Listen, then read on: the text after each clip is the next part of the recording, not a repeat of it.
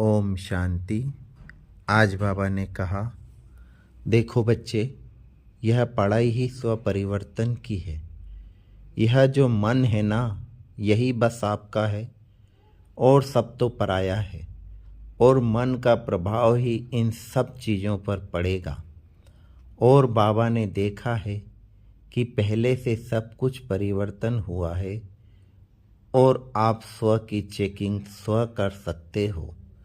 इस दुनिया में कोई भी बड़ी सीट अर्थात कोई भी बड़े पद के लिए इम्तिहान पास करना पड़ता है और लास्ट पेपर सबसे डिफ़िकल्ट होता है। परंतु एक इंटेलिजेंट बच्चे के लिए अर्थात जिसने अपना समय अपनी पढ़ाई में लगाया है, वह इजीली फाइनल पेपर में भी पास हो जाता है। इसी तरह जो बच्चा अभी बाप की श्रीमत प्रमाण चल रहा है, वो अवश्य ही बहुत जल्द से जल्द अपने लक्ष्य को प्राप्त करेगा, वो भी बहुत सहज रीति।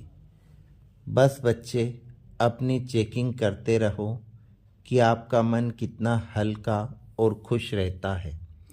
जितनी जल्दी आप किसी भी बड़ी से बड़ी बात को बिंदी लगा देते हो और जब आप सदा हल्के और खुश रहते हो, तो आप समझना कि बस अब एक ही कदम तो रह गया है।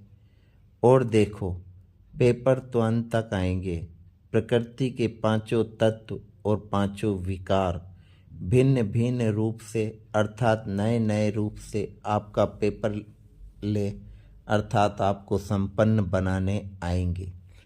जब आप विजयी बन जाओगे तो आप बच्चों के आगे यह समर्पण हो जाएंगे और यही तत्व और विकार पॉजिटिव रूप से आपके सहयोगी बनेंगे।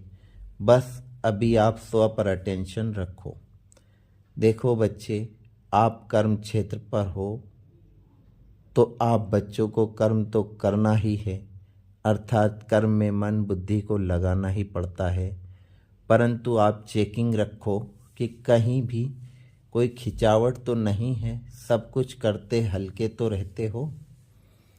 अभी तक आप पुरुषार्थ कर बाप को अपने संग रख रहे थे, परंतु अब आपकी नेचुरल नेचर बनती जा रही है बाप को संग रखने की। और यदि आप हल्के और खुश रहते हो तो आप बाप के संग भी हो और बाप समान भी। ओम शांति।